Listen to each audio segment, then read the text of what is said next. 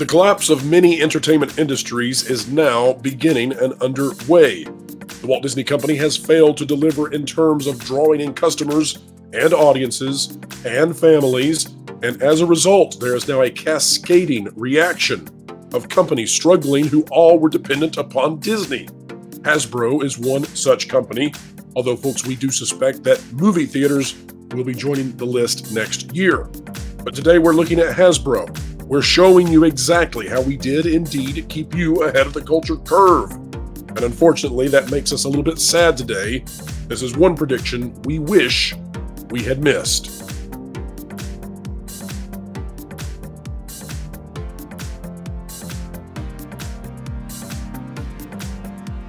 Hello folks, welcome back to the WDW Pro channel, where we endeavor to explain entertainment and keep you ahead of the culture curve. Now that's something that we have been doing, we continue to do it, but sometimes when we report on things that have negative impacts on innocent people, we take absolutely no joy when those scoops come to fruition, such is the case with Hasbro.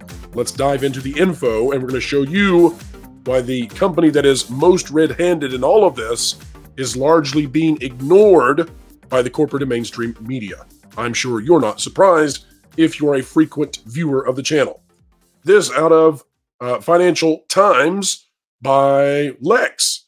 Hasbro, slowdown in sales spells trouble in toy land. The success of the Barbie and Transformers movies this summer set high hopes for toy makers. But it turns out kids would rather watch movies about toys than actually play with them. Not sure I agree with that. We'll explain in a moment.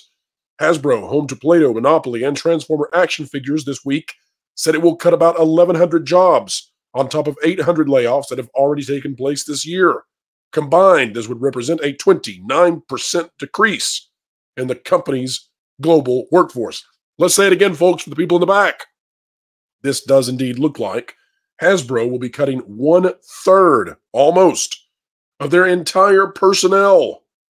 The move is expected to generate $100 million in annual cost savings, but its main challenge, namely how to compete against video games, smartphones, streaming services, and other electronic devices, remains. Bullhunkus, I say, bullhunkus. I don't believe it for a moment. And why do I not believe it? Well, we know that Barbie sales are up. And why are Barbie sales up? Barbie sales are up because of the Barbie movie. So what in the world is down? Are we supposed to believe, ladies and gentlemen, that children no longer want to play with physical toys? That families out there suddenly decided that their discretionary income would not be spent on action figures and dollies? No. We have been reporting for a very long time now, since the beginning of November, that toy sales for Disney, repeat, Disney, were looking to be on a significant decline. And what do you not see in this article? Disney. And yet, who is partnered with Hasbro for Marvel and Star Wars toys? Disney. Where's Disney? The Nerf gun maker is under pressure to cut costs as it faces a slowdown in sales following a surge during the pandemic. Inflation-weary consumers are reining in discretionary spending, including on toys. Now, I'll go along with you there in terms of overall toy sales, down 8%. But if you want me to believe that an 8% decline in total sales is equal to a company slashing through almost 1/3 of their entire personnel base, think again. I want to now go, folks, when we say that we keep you ahead of the culture curve, we mean it. Truly. Sometimes, though, it's no fun to be ahead of the culture curve, because if we're telling bad news that affects innocent people, not enjoyable.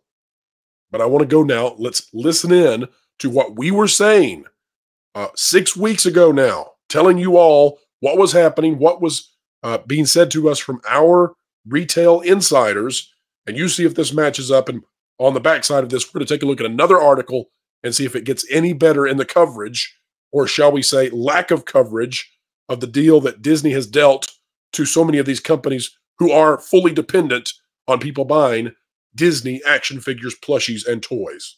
But I have been talking with someone who has information regarding the holiday retail space, and I'm not going to tell you which big box retailer they're associated with, but I will tell you that what they have provided me with is this.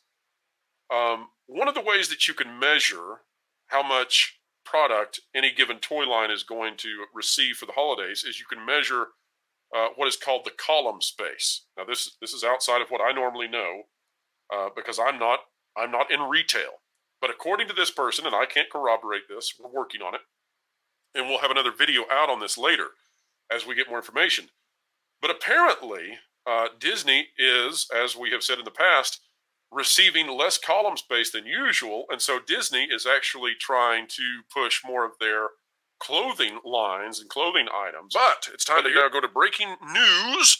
Folks, we have a scoop. Whoa, there it is. We have a scoop regarding big box retailers. I have a contact that works with one of those big box retailers, and that individual has given us some information that we cannot verify here on the channel because we don't work for said big box retailer. We're also not going to specify exactly which big box retailer this is, lest they be found out. However, this individual has sent us information regarding the alleged layout of holiday toy sales starting November 7th and running through the new year. Now, here's what we've got. Basically, we talked about this in the last Pro Show, but we didn't have the full numbers. We want to tell these to you now. Aisles in these big box retailers are broken down into columns. And so if you walk down the aisles of these big stores, you're going to see that the aisles are actually subdivided out. And so we've got now exactly the allocation of columns within these aisles for each big toy brand that's out there. Now, why do we care about this? I mean, we're not world-class BSers, which covers toys in depth like this. Well, we care about it because we have reported in the past that Disney is likely seeing a reduction in terms of the allocation for Disney merchandise. And that's another indicator that Disney is suffering. So here's what we've got. All right, folks, that was the videos, of course, covering this 6 weeks ago. Now let's see what's being said. This out of PC Gamer by Harvey Randall. This published today. Hasbro's 1,100 layoffs have hit D&D and Magic the Gathering hard as a growing list of staff announced their departures. Now, let it not be said that we ignored the fact that Hasbro as a company seems to have gone woke and thus broke. We're not ignoring that whatsoever here on this channel. And certainly, Magic the Gathering and Dungeons & Dragons have done that and done it in spades, corrupted their industry, cast away their consumers, and now largely they're jobless. So how does that feel?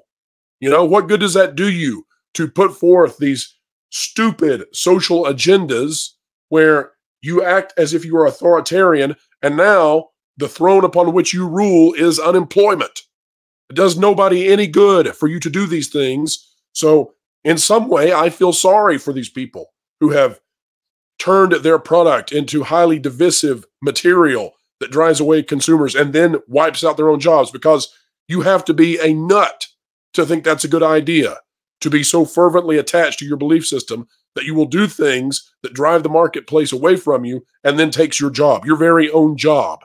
And for those out there who are part of these job cuts, who had nothing to do with this, who just wanted to do a job and didn't want to participate in any sort of culture war, you have to feel sorry for them greatly. But let it not be said that we're ignoring the fact that Hasbro has bigger problems than Disney. But also let it be said that we, unlike these articles, we're not ignoring Disney, neither have we. There's no way to ignore the fact that Star Wars and Marvel have seen a decimation in terms of sales that not even Barbie can lift them out of. Here's the article. Earlier this week, Hasbro announced that it would be laying off approximately 1,100 employees 2 weeks before Christmas. Now, they want to present that as bad, and so be it, right? Maybe Hasbro could have waited 2 more weeks. But here's the deal. When do toy manufacturers know that they're in, I'm not going to say an expletive here, when do toy industry companies know that they're in for a big, big problem? Well, they know it after Black Friday. So what they are learning is what we reported to you 6 weeks ago. And now these are the ramifications. This is what happens when a company such as Disney fails to perform. And by the way, let us say too, that probably Magic the Gathering and D&D were being subsidized by the success of Disney up until now. Now that Disney doesn't have new material, that is driving sales, i.e. there are no Wish merchandise, what would you say, drives out of consumers. They don't care. It's going to sit on the shelves. Now that that's not happening, now that there are no giant pursuits for, oh, where is that Captain Marvel doll my child has been wanting? Well, now the failing lines of Hasbro no longer have someone to bail them out. A list of layoffs at Wizards of the Coast continues to grow. Some have been substantiated via announcements on social media, while others are still being verified. Mike Mearls, a co-designer of D&D 5th Edition, is potentially among their number, as per a Blue Sky screenshot shared on Twitter. There you see Mike Mearls confirming it. I don't know who Mike Mearls is. I don't have any position on Mike Mearls. But it gives me no pleasure to watch people losing their jobs, and it certainly gives me no pleasure to have been repeatedly saying that we should not put these franchises into a divisive category because this would be the result. You think we enjoy telling you that Disney is failing? No. Do you think we enjoy telling you that D&D and Magic the Gathering are down and out? No. We want you to create great stuff that everybody enjoys, and then we want you to get to work on it because it's working. When this doesn't work, you don't work. That's the idea. This has been further substantiated by a growing list at InWorld, as well as one being assembled by tabletop journalist Christian Coffer on Twitter. Keeps going and going. People losing their jobs because companies lost their way with the franchises and the way that they should be run, sending them into divisive, partisan, ideological vehicles for propaganda rather than fun, and they should have remained fun. This is just the beginning. The Hasbro situation has started it. Now we're going to see a vast number of other companies inside the Disney ecosystem which are also going to suffer. And just as always, folks, that will give us no joy, because suffering is not a joyous thing, and we have been trying to warn these companies now since this channel's inception. We also reward the franchises and the companies that do well. When Harry Potter does good things, we say it. When you have the Mario Brothers franchise doing great and Nintendo doing well, we praise them. When Godzilla -1 comes out to acclaim and we feel that it deserves the same, then we do it without any refrain. And guess what else? When Guardians of the Galaxy Volume 3 was a pretty decent movie, we said so, because that's what we want. We want you to know when stuff is good. When it's bad, we'll keep sounding the alarm. And it's just such a shame that the alarm was not listened to until now, because people's livelihoods will be cost as a result. And that is no fun. But hopefully, things will begin to turn around, not in the near term for Disney, though. Pressure, however, from partners might be able to signal to Bob Iger and his crew that they need to do something brand new, and that's go back to making excellent content once more. Folks, if you think this is excellent content, consider clicking the like button, share, subscribe, and when you click it, you stick it to the algorithms. It's the notification bell. Drop a comment down below. Let us know your thoughts. And folks, I do hope very honestly that this laryngitis will go away. I apologize on sounding funny. Many channels out there would just stop, I guess, but I'm crazy, and I'm not going to, because I think there's too much news to cover, and I think that we need to keep at it as long as we can. So as long as I have vocal cords in my system, I'll be here. And I'll hope that you'll be here too. We'll struggle through it until it comes back. There are a vast number of people with much bigger problems to worry about, so I only say something about it lest you think that Pro has had some sort of weird microphone issue. So, fret not, folks. We will continue on explaining entertainment and keeping you ahead of the culture curve. Folks, wherever you are and whatever you're doing, keep learning, keep growing, and keep having fun. Listen up, my brothers and sisters. You've been listening to Phils and those with an agenda to destroy your brain cells for far too long. It's time to change your way of doing things. Hold up. TPP is the place to be. Covering the news, so honestly, it's a team that's cool and tried and true. Ahead of the culture curve, they're trying to keep you. Jonas and Pro, they run the show, and they dragged in the bearded Culture Casino. You got Valiant and Lord and Fourth of Line. Wonderful people, yeah, they're alright. They got Weird bringing in people like Floral, but made no mistake with Lorena Creole. Amelia and John, stuttering guitarist. Martin and Tawny and someone called CMS. Fat Steven makes a bunch of all the graphics. Did I mention a partnership with Bending in the comics? Fat Sky is a guy and Doc Matt does the web stuff. There's probably some people I missed. I hope they're not telling you the news. That should be fun. With accurate info that's not been spun. You can figure it out as you will see. The TPP is the place to be.